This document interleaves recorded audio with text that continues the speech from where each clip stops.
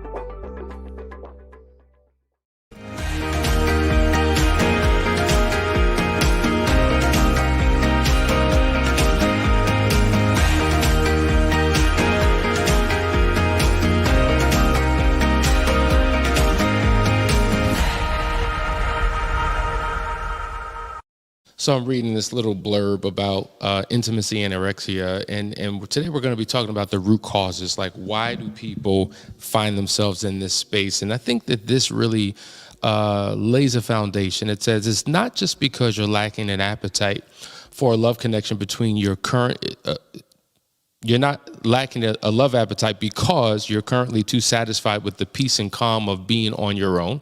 It's not that you're enjoying a period of separation from your well-meaning friends and family so that you can incubate emotional self-reliance and discover new aspects of yourself. It's not just that you're overwhelmed with your old patterns of behaving as if it's better to be in a bad relationship than no relationship at all, to prove to yourself that no relationship feels better than a chronic headache or a bad one. It's all of these things and more, right? So the point is, there's so many reasons why. There's so many root causes to why people feel the way that they feel and show up in relationships the way that they do. The fact of the matter is, all of us have brokenness.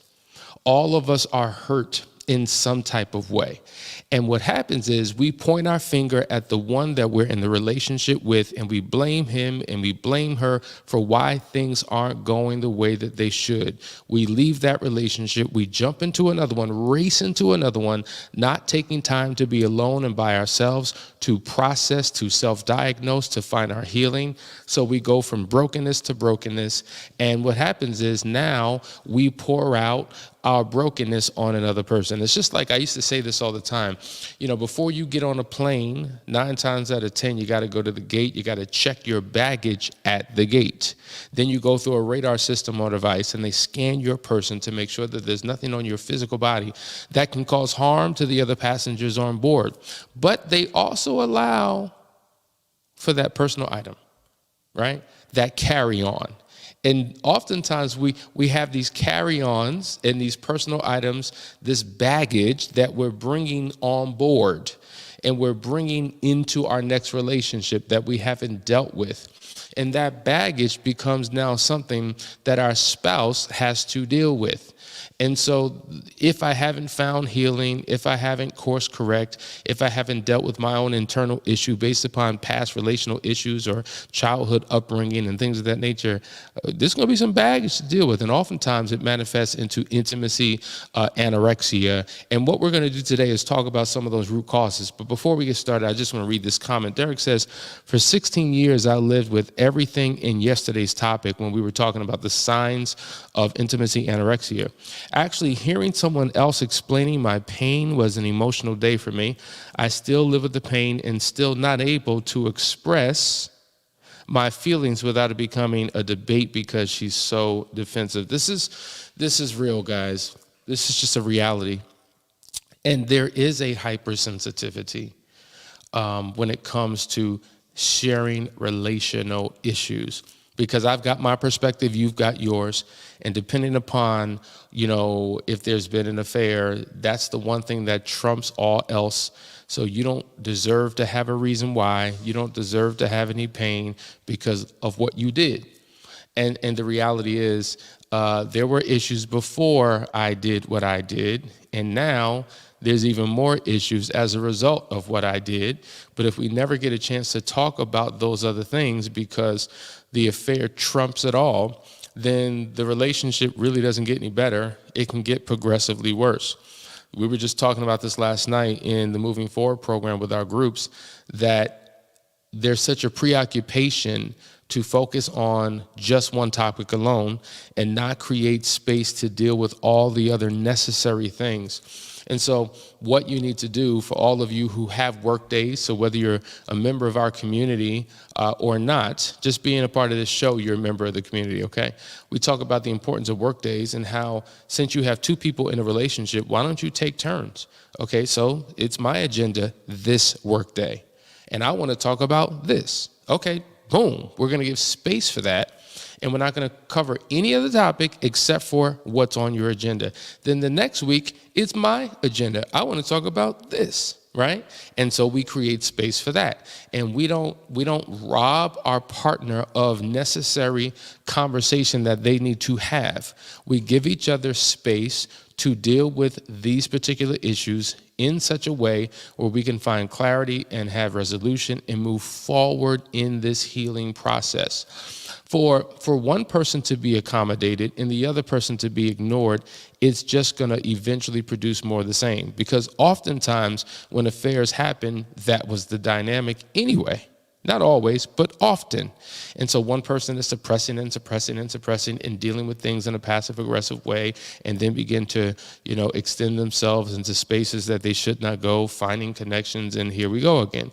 So we want to get rid of the intimacy or emotional anorexia that couples are experiencing so that we can get back to that love connection. So when we use the word intimacy, because someone asked, well, what does that actually mean? Connection. Where we can connect emotionally, spiritually, intellectually, and of course physically. That connection, that oneness, that into me see, that is what we're ultimately searching for. And so, I got another comment. Good morning, Couples Academy. After listening to yesterday's show, I realized that that's where I was before attending the Last Chance weekend. We're in a much better place thanks to Couples Academy. Thank you so much for saying that. And that it really helps when other people kind of share what it is that we're saying. Most people come in that state, not even realizing that that's what it was, and they're able to find a better way and a better course as a result of the Last Chance weekend. But let's get into some of these root causes as to why people do what they do. We'll cover one to get started. Sexual trauma. This is a huge one. Like the reality is many people have experienced molestation, rape, some type of sexual coercion from a family member, a friend, a colleague, and it really has shaped how they approach sexuality. And so for many, they're on guard. Walls are up. It's hard for them to be vulnerable. It's hard for them to be with someone where they're not in complete control, because the moment they let their guard down, there is a fear that what happened at one time could happen again. And so it's a real issue for them. And so what we have found is that many people have not taken the time to deal with that particular issue. Matter of fact, they don't even speak about it. They're holding the secret, right? So the person, they're actually protecting the one who did it to them, because there's a level of shame if I ever let anyone know how it would make me look. So they hold this secret and they bring it into their adult relationships, and their spouse is none the wiser. There are some couples I know, their spouse still doesn't, they know something happened, but they can't even talk about it. That's how much in pain that particular person is. Or maybe their spouse knows everything about it, but yet and still they won't face their demons, they won't face their fears, they won't do anything about it. And so it impacts the relationship that you have with your spouse because of something that happened in childhood or a previous relationship. And so that creates an anorexia, that creates an emotional disconnect. And so now you have frustrations when it comes to sexuality. We talk about how the 5 biggest issues couples deal with: sex, money, communication, parenting, and in-laws. But that sex piece, it's a real thing. So if you've experienced any type of trauma, I encourage you, please come for help, because you don't have to hold on to the pain and the anxiety and the fears and all of those different things. You don't have to have this internal resistance, this aversion to connecting with your spouse. You can disassociate the painful experience that you've had with that particular engagement, and it can mean something very different. And it's not just about, let me engage in it because that's what he needs or she needs. It's what you need. And when you're doing it from a healthy place is what you ultimately desire. Guys, we're going to go deep today. We're going to give you some root causes, so stay right there. We'll be right back. You're watching the Couples Academy Show.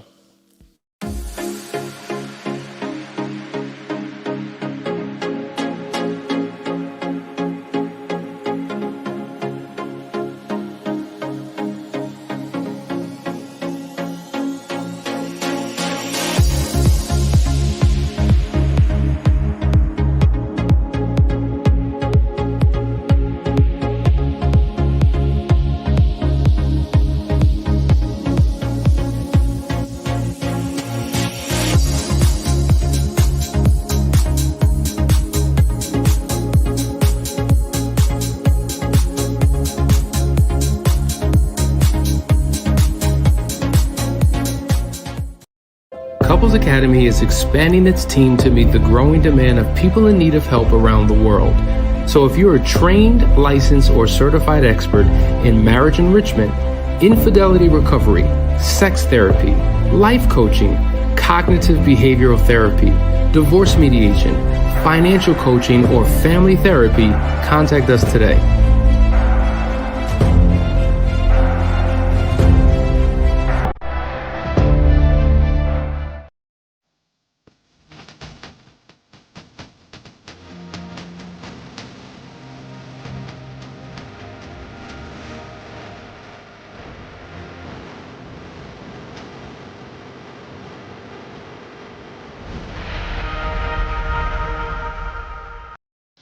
All right, guys, we're back. You're watching the Couples Academy show. We're talking about the root causes of intimacy anorexia. Let's just dive right in and get back to this list. The next thing we have to take a look at is what we call attachment patterns. Now, attachment patterns are typically formed in your childhood. It's based upon the relationship that you had with your parent, and oftentimes the primary caregiver or taker. Maybe it was the opposite sex parent. It was your mother or your father, whoever it was. When you felt protected, when you felt loved, when you felt like you had a good relationship and rapport, that was what we would call a healthy attachment pattern. And that lays the foundation for a healthy adult relationship. Remember, we say this all the time. Children oftentimes mirror what has been modeled for them. And you leave a legacy for your children by how you show up in your relationship with your spouse, their other parent. So what they observe between the two, the parents, the partners, they begin to emulate in their adulthood and the relationship that they had with you. So if they loved you and cared for you and provided for you and poured into you, you have a template for what a relationship should be like when you become an adult, because what was done to you, you do to others in a positive or negative way. However, when you have faced, a lack of protection or some sense of abandonment, or you did not have a healthy relationship with your parent, that can then bleed and stem into your adult relationships. So that attachment pattern may cause you to resist, to build up a wall, to not trust, to have fear of the one that you're with. There's these internal mechanisms that have been shaped in us based upon the way that we've lived our life, that even though our spouse did not contribute to, our spouse suffers from, because we project on our spouse what we were lacking or dealt with in that parental relationship. And so this is why it's worthy of really taking the time to explore the root cause, because if there is something with the parent, then that needs to at least be processed and dealt with a counselor or a therapist who can help you really reestablish attachment patterns. This phenomenon, in fact, I have a book this thick, and it breaks down the multiple types. And I just gave you one attachment pattern based upon parents, but there's an incalculable number of attachment patterns that exist. And I think when you do a deep dive diagnosis of who you are, it changes the game. It gives you a relational intelligence in terms of how to approach things in your relationship. You become conscious of your unconscious ways, thoughts, feelings, and behaviors, which gives you an advantage, if you will, when it comes to how to interact with your spouse.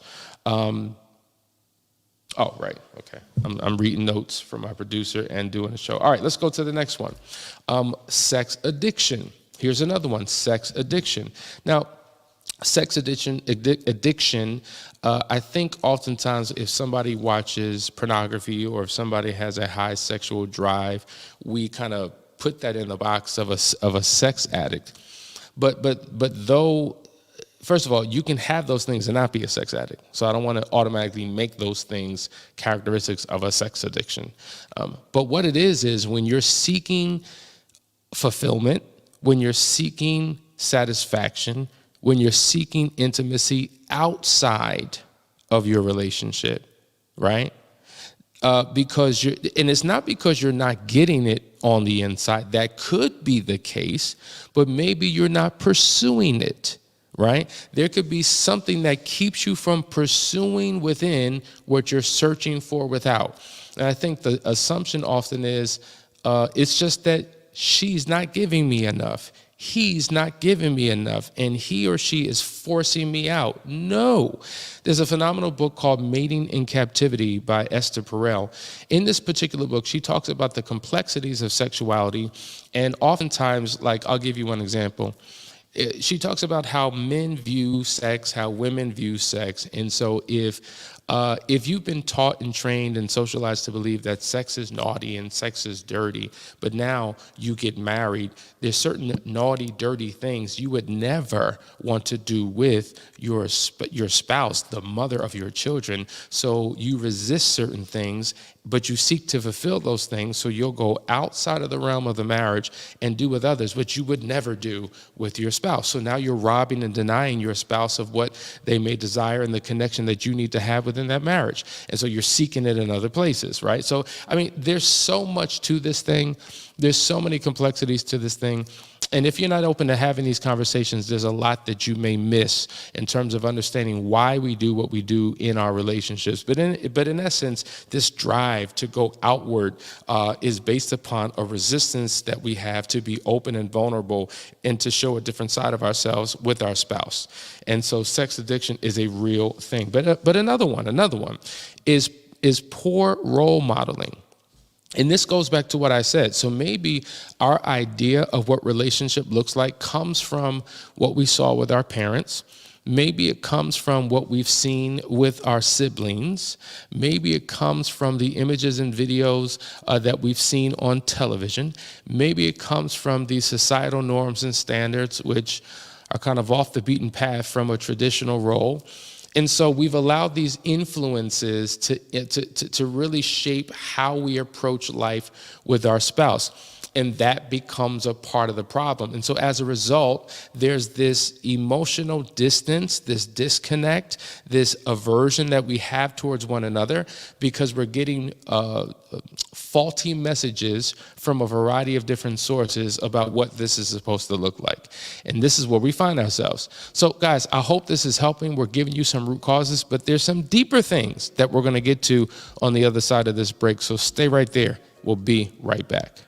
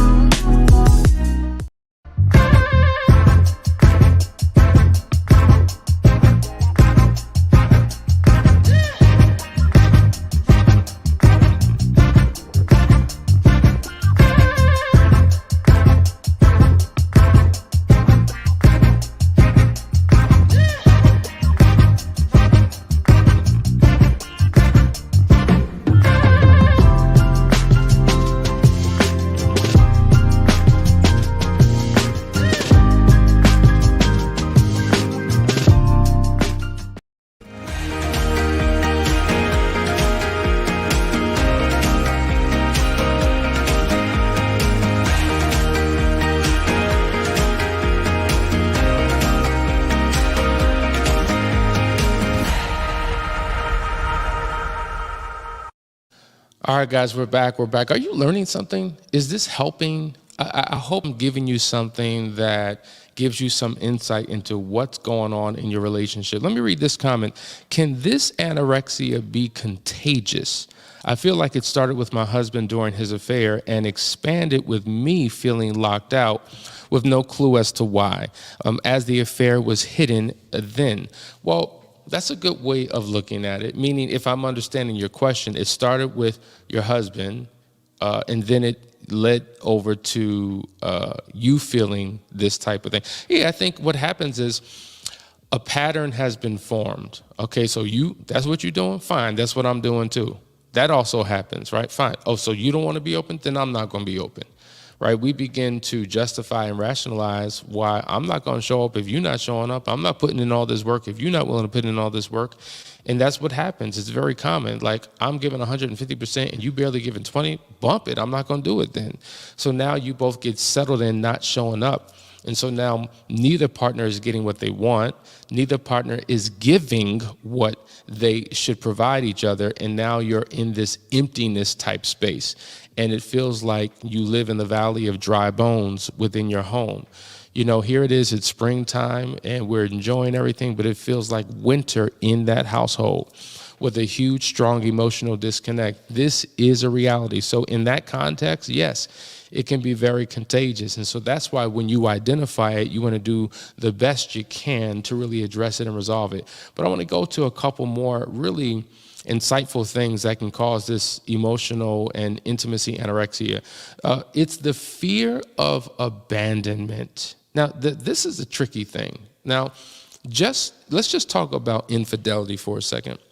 A lot of times people cheat, and when we get to the root causes of why they do what they do, they'll often say, well, I was insecure.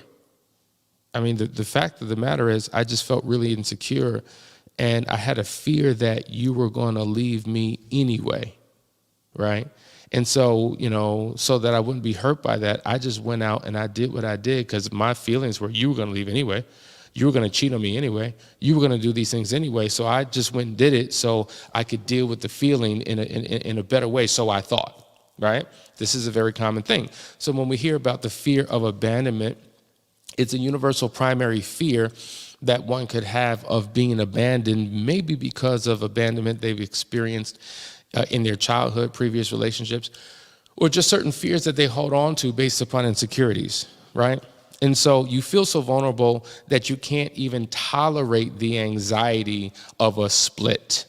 And so because I fear that you're going to leave, then I'm going to build up a wall and I'm going to back up, right? I'm not going to allow myself to feel this rejection or abandonment. So I will voluntarily initiate the process first so I do not have to feel it. Does that make sense? Or I feel so, that's what it is. I already know that you feel some type of way because of what you've been saying and what you've been doing. So I'm going to build up a wall and I'm going to protect my heart and I'm going to abandon you first. And that's what it becomes. And oftentimes all it is a fear. Now, there may be things that we can point to in the relationship that gives us an indication that things are going in a negative direction. So let me just self-protect. And as a result of that, that's exactly what they do. Or maybe they fear you getting too close. Like, for instance, there's certain people who do nothing but love and care for and admire and want to get close to. But as you get close to me, like everything's right. You're the model spouse. You're the model partner. All you do is love. All you do is extend yourself. But there's a fear that if you get too close, at some point, all this is going to turn around on me and you're going to wind up leaving me anyway. So I don't allow you to get too close. I create this distance because I fear what may happen in the future, though there are no signs of it. See, so now we're talking about an internal issue that someone has that has nothing to do with the relational dynamic. This is why we say that the key to your marital restoration is your personal transformation. If I'm still struggling with issues and hurts and pains and inadequacies and insecurities and fears, I'm going to project that on you, and now you have to suffer from what I'm going through internally, and that causes a problem in the relationship. So this is why we focus on your marital recovery and your individual recovery, because both are necessary. All you do is love. All you do is care. All you do is give. All you do is show up. But I fear that one day it may turn. So I won't allow myself to get too close. I won't allow myself to be too vulnerable because I already know what's going to happen in the end anyway. That's what's going on in the mind of the person who has a fear of abandonment. And then there's another type of fear we got to talk about. It's the fear of engulfment, right? So here we are, we're in this relationship, and all of a sudden, I start hearing about your expectations of me. I start hearing about what you perceive our relationship needs to be and how I need to show up. And I become engulfed in all of this stuff, and I run from it. I run from it because I don't feel like I can accomplish that or be that for you. Now I'm overwhelmed. And I feel like if I take on all of these expectations that you have for me, you want me to do this, you want me to do that, I got to show up here, I got to show up there. I'm not ready for that. Well, what did you sign up for? What did you sign up for marriage for? Why did you say I do? Like, what did you think? That it was all about you? Did you think this was going to be a one-way transactional relationship where you receive and receive and receive and receive and give nothing back in return? That's parasitical.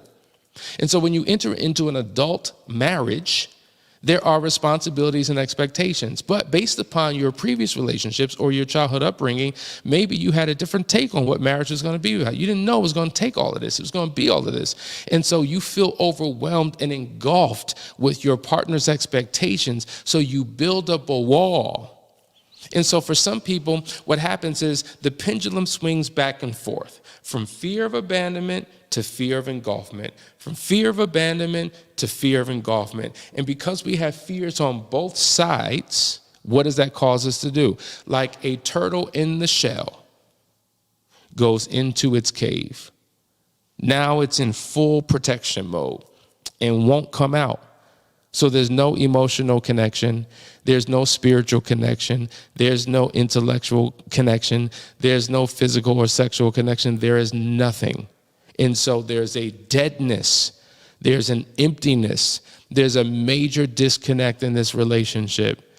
And now you are in what we call absolute crisis. If this is your reality, how long can you sit in this? How long can you suffer in this? It's time to do something different. So on tomorrow's show, we're going to talk about what you need to do to overcome these challenges and to get back in a healthy place. Guys, I hope that you got something out of today's session. Sit down with that spouse, have a conversation about it, and tune in tomorrow for another great episode. Love you guys. Talk to you soon.